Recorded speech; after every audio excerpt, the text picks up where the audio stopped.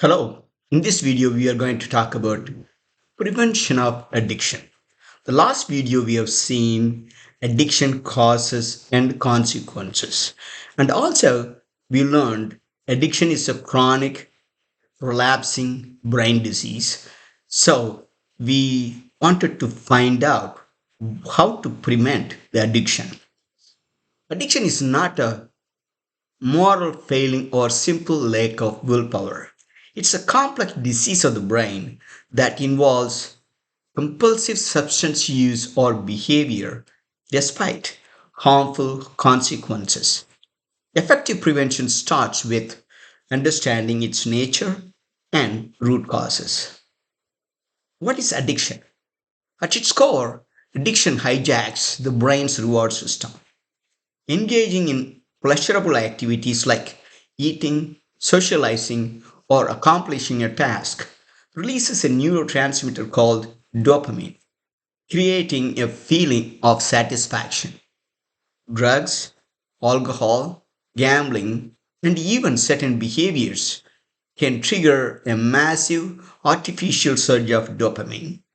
The brain, seeking to maintain a balance, adapts by reducing its own dopamine production or the sensitivity of dopamine receptors.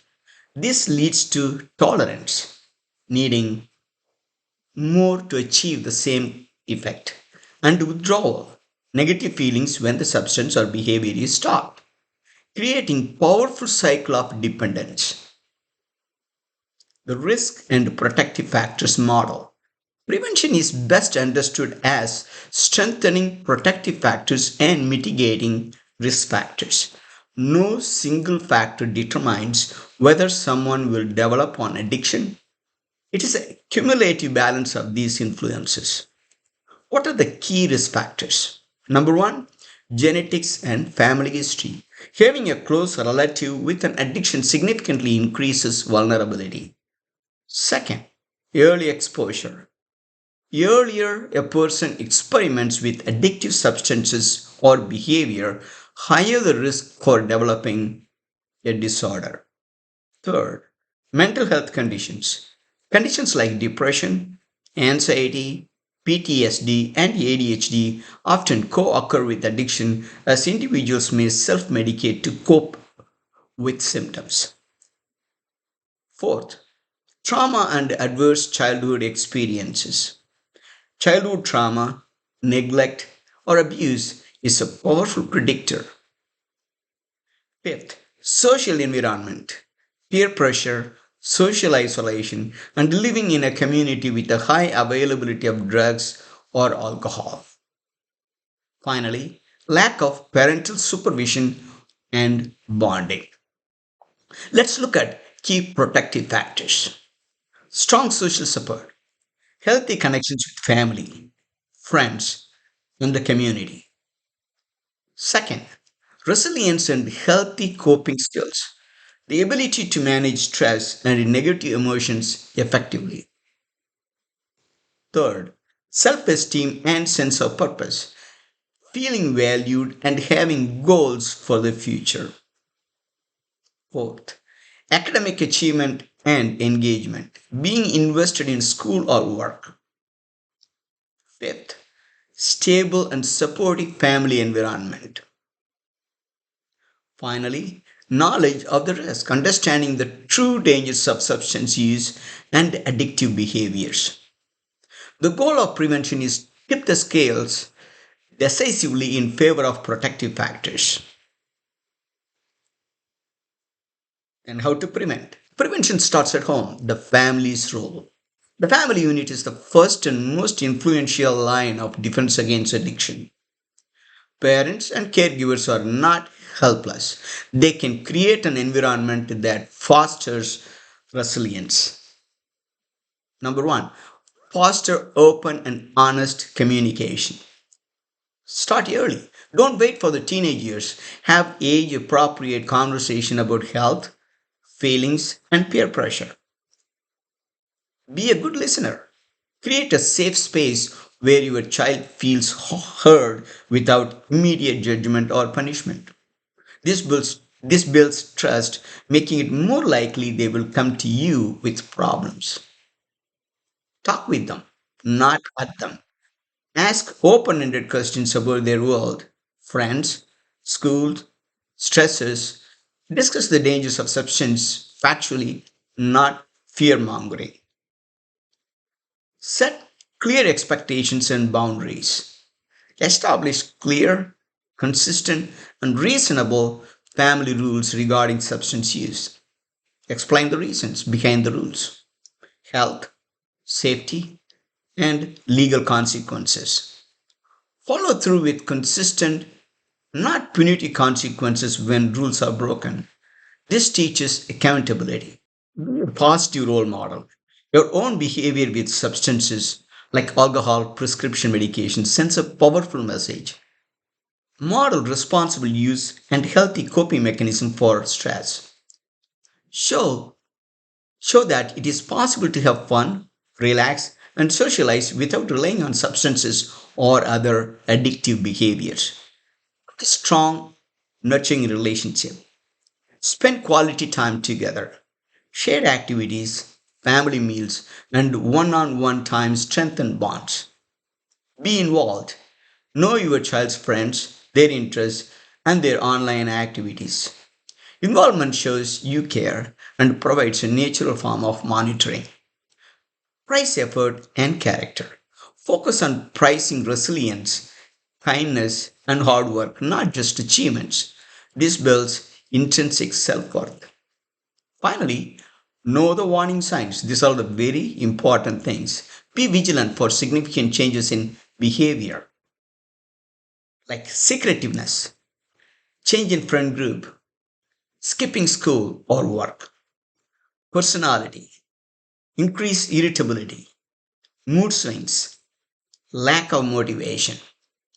In health, changes in sleep patterns, appetite or weight, lack of personal hygiene, performance, dropping grades or decline in work quality, finances, unexplained need for money or missing valuables. How to empower the individual. While the environment is crucial, the ultimate defense against addiction lies within the individual. Building personal resilience equips a person to navigate life's challenges without turning to destructive coping mechanisms. Number one, develop healthy coping skills for stress and emotion. Stress, anxiety, and trauma are major drivers of addiction. Teach and practice mindfulness and meditation.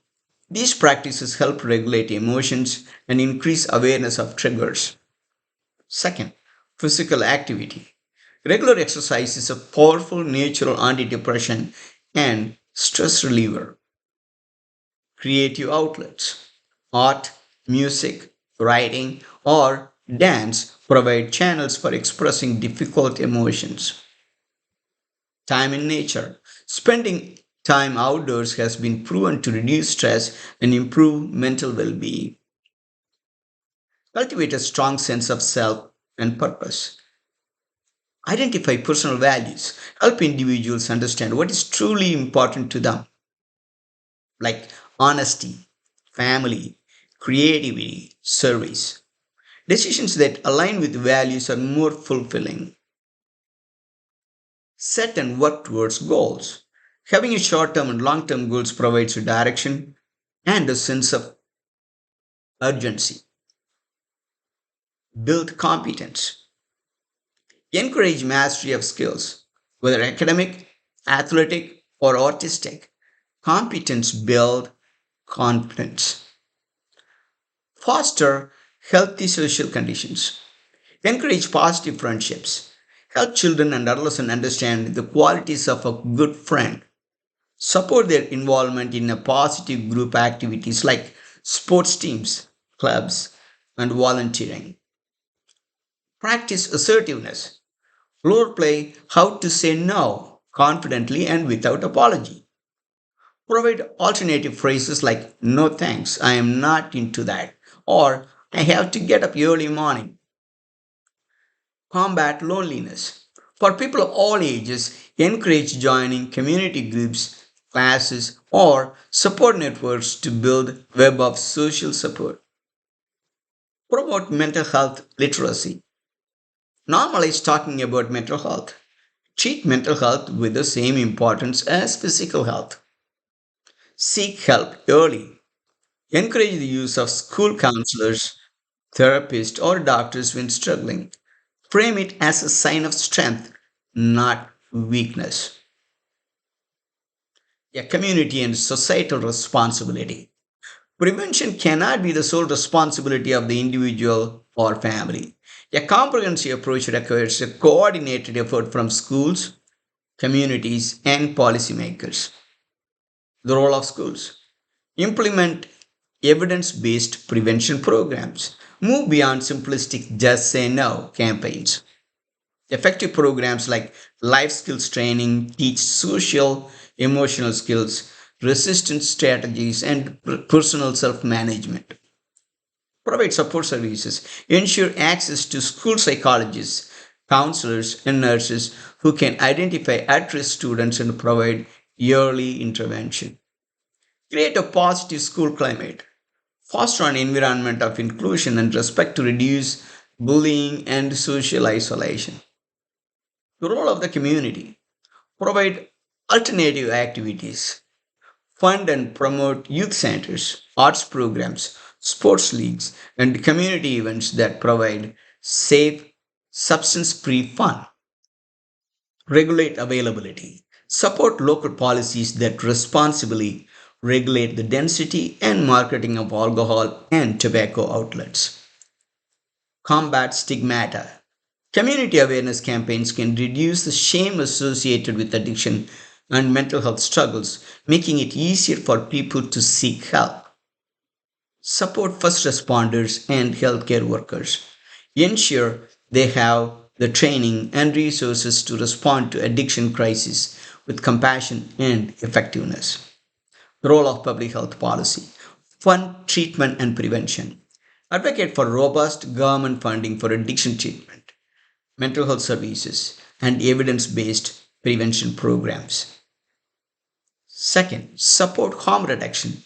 Policies that expand access to naloxone to reverse opioid overdoses and syringe exchange programs save lives and create pathways to treatment.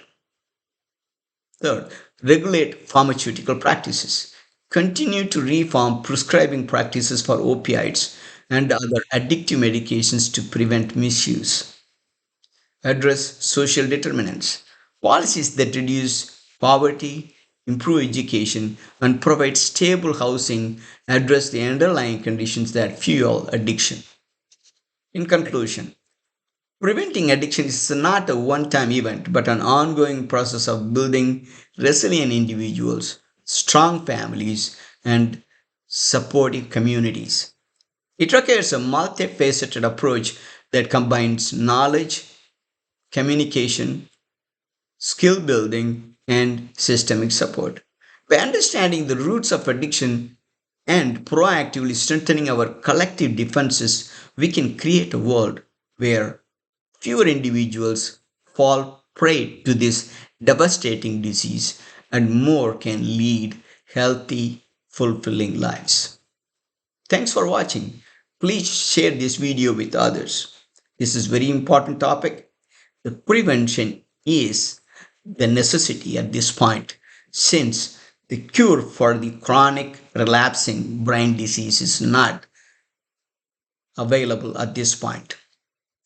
Thanks again. See you in the next video.